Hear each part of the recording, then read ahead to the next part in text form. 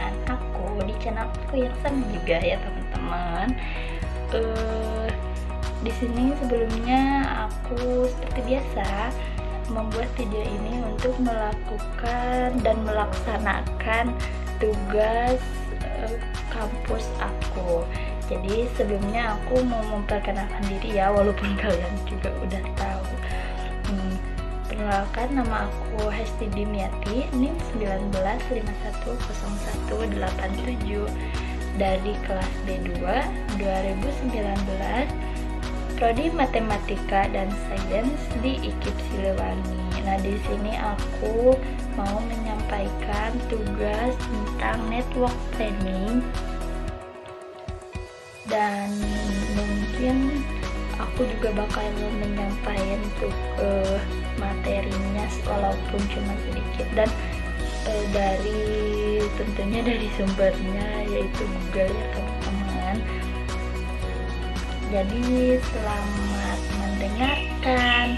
Nah teman-teman, di sini seperti biasa aku mau ngejelasin apa sih itu network planning. Apakah kalian ada yang tahu apa itu network planning?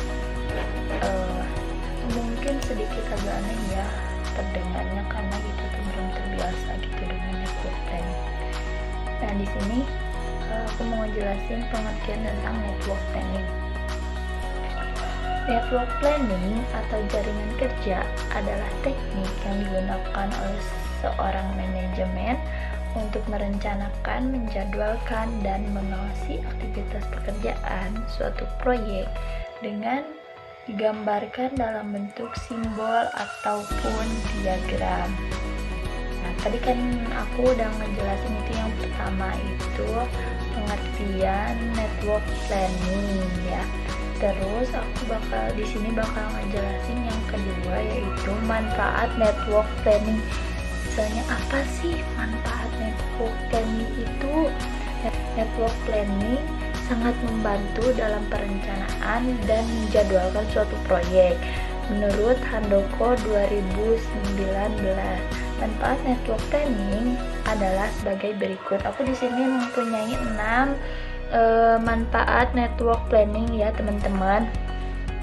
Yang pertama, perencanaan suatu proyek yang kompleks. Yang kedua yaitu scheduling pekerjaan-pekerjaan sedemikian rupa dalam urutan yang praktis dan efisien. Terus yang ketiga ada mengadakan pembagian kerja dari tenaga kerja dan dana yang tersedia. Terus yang keempat ada scheduling ulang untuk mengatasi hambatan-hambatan dan keterlambatan. Terus yang kelima ada menentukan trade-off atau kemungkinan pertukaran antara waktu dan biaya. Terus yang keenam menentukan probabilitas penyelesaian suatu proyek tertentu. Nah jadi itu ya teman-teman manfaat dari network planning tersebut. Nah yang selanjutnya aku lanjutin selain dari pengertiannya, terus manfaat network planning. Terus yang ketiga aku di sini mempunyai metode network planning. Dan metode network planning tersebut dibagi menjadi 6 bagian ya teman-teman. Yang pertama yaitu metode diagram grafis, digunakan untuk perencanaan dan pengendalian proyek dalam bentuk diagram grafik. Terus yang kedua ada teknik manajemen jaringan, digunakan untuk perencanaan dan pengendalian proyek berbasis teknologi informasi atau IT. Terus yang ketiga yaitu ada prosedur dalam penilaian program, digunakan untuk perencanaan, mengendalikan, dan menilai kemajuan suatu program tersebut.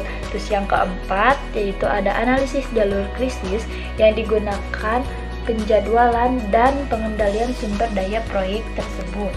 Terus yang kelima itu ada jalur krisis, yang digunakan untuk menjadwalkan dan mengendalikan proyek sudah pernah dikerjakan sehingga ada waktu dan biaya setiap unsur kegiatan telah diketahui dalam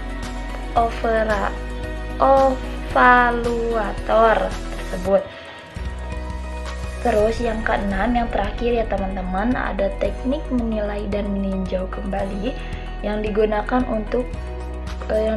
pada perencanaan dan pengendalian proyek yang belum pernah dikerjakan. Nah, itu sebagian metode yang aku dapat ya dari satu sumber, yaitu ada 6 metode. Yang pertama metode diagram grafis, yang kedua teknik manajemen jaringan, yang ketiga prosedur dalam penilaian program, dan yang keempat analisis jalur krisis, yang kelima metode jalur krisis, dan yang keenam teknik menilai dan meninjau kembali. Nah, aku lanjutin ya teman-teman.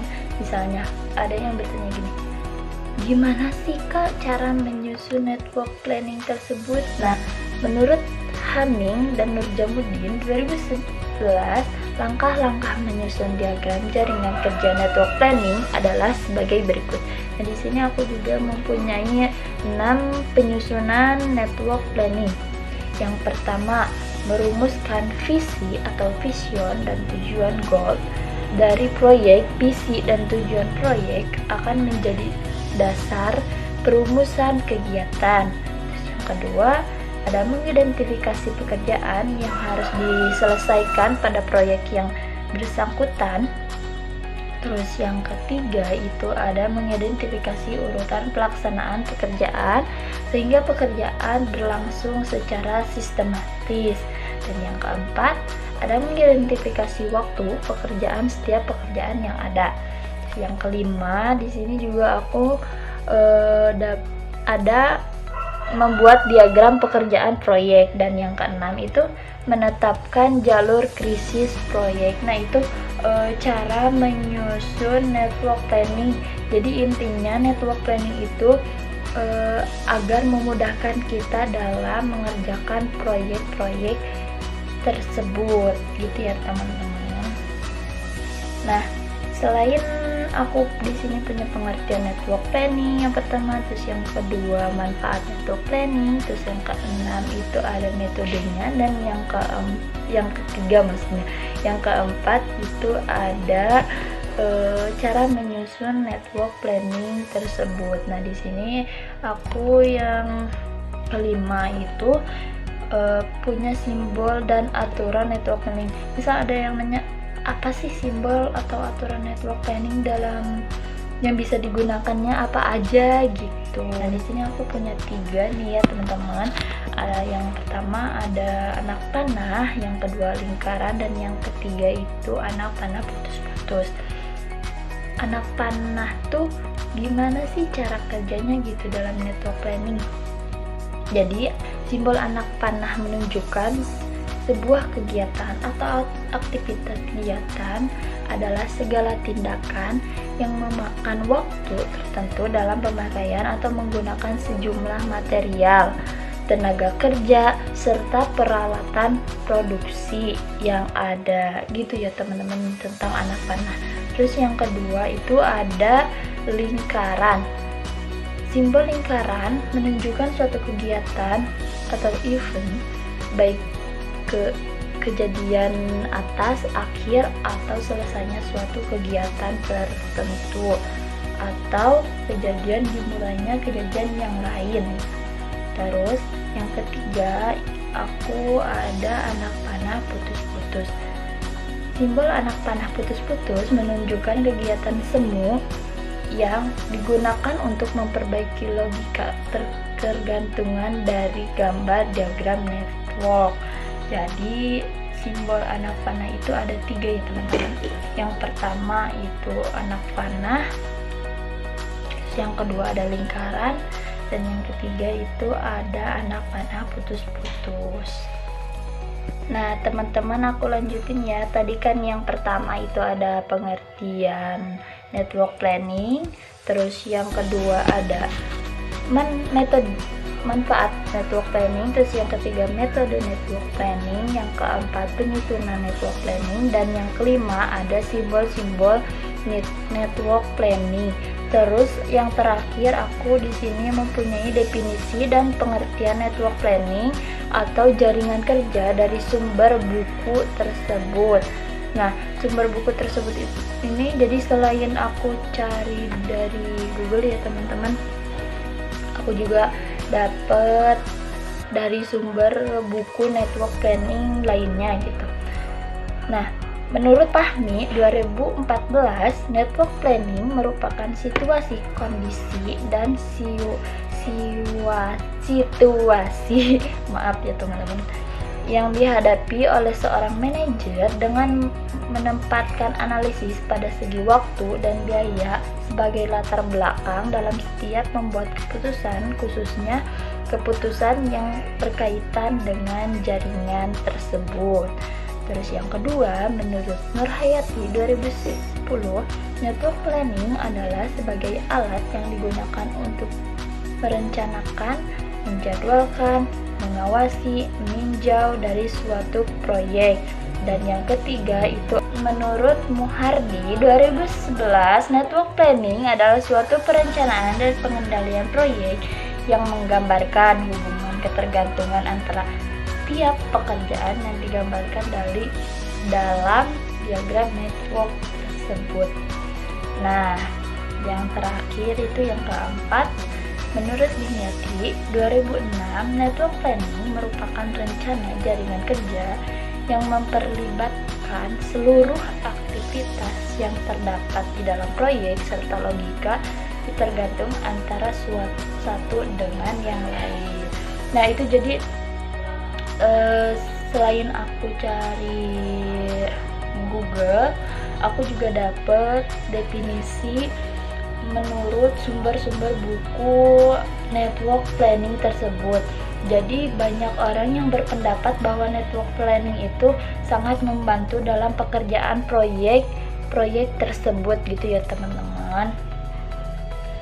Nah teman-teman, jadi kalian udah tahu kan apa itu network planning? Network planning yang mungkin secara dengar jarang terdengar ya oleh kita semua, tapi sebenarnya ada network planning itu cuman jarang terdengar aja gitu. Nah, teman-teman kan di sini tugas aku ngejelasin sebagai network planning, materi network planning ini udah selesai ya teman-teman. Jadi aku mohon pamit undur diri. Terima kasih yang kalian udah nonton video aku. Jangan lupa like, komen, dan subscribe. Kalau kalian juga suka, kalau kalian nggak suka, nggak apa-apa kok. Dan sekali lagi aku ucapin terima kasih. Wassalamualaikum warahmatullahi wabarakatuh. Jangan lupa subscribe.